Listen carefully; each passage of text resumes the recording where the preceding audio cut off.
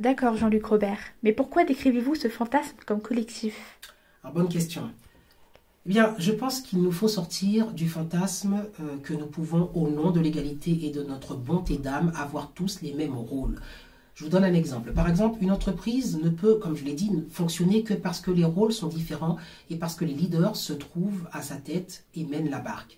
Les décideurs peuvent donc concerter les employés, mais la décision finale leur revient. Avec l'éducation positive, on est dans le fantasme de décisions collégiales qui seraient donc prises à la lumière de la vie de tous. C'est une illusion totale.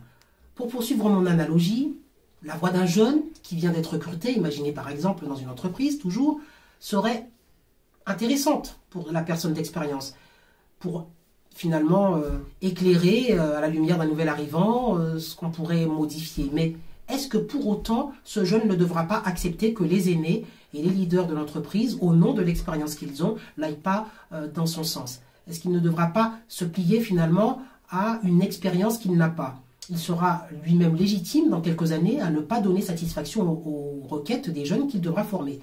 Un monde où la jeunesse se considère comme l'égale de ses maîtres est un monde où finalement l'anarchie ne peut que régner. Et pour répondre à votre question sur le fantasme qui serait collectif, je vais vous poser une question à mon tour. Quels sont les livres qui se vendent le mieux? Les livres rares comme le mien où on affirme ou j'affirme ouvertement que l'éducation positive est en réalité négative pour l'humanité, ou les nombreux livres qui donnent la recette miracle pour devenir un parent positif? Devinez finalement en quel livre les parents auront envie de croire collectivement. Je crois que ça répond à votre question. D'accord. Comment expliquez-vous que l'on en soit en arrivé là, Jean-Luc Robert, à ce fantasme collectif? Alors, le fantasme en matière d'éducation, c'est dire déjà qu'on a souffert d'un excès d'autorité. Il fallait le dire, il fallait le dénoncer. Effectivement, on a tous en mémoire la punition où les profs, les enseignants d'antan pouvaient taper sur les doigts d'un élève avec une règle pour le corriger et lui faire entendre raison. Ce n'est absolument pas acceptable, évidemment, et ça, il s'agissait d'excès. Nous sommes passés par contre d'un extrême à l'autre, considérant à tort maintenant les enfants comme de petits adultes doués de raison.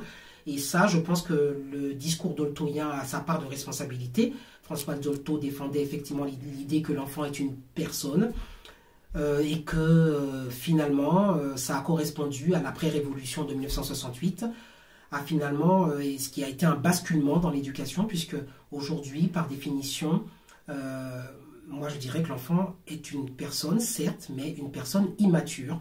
Et il ne faut jamais l'oublier, lui faire croire systématiquement que par l'éducation positive, on pourra tout négocier avec lui, lui faire systématiquement croire qu'il est possible finalement d'entendre sa voix et de lui donner raison au final, et le bercer d'illusions, et forger pour l'avenir une personnalité qui posera bien des problèmes à la société parce qu'elle n'acceptera aucune limite, aucune frustration, elle n'acceptera pas que les décisions soient toujours collégiales, et nous verrons à mon avis, comme je l'ai dit, les dégâts occasionnés par cette idéologie dans une dizaine, voire une vingtaine d'années. Non, je dirais plutôt une dizaine parce que je suis assez pessimiste.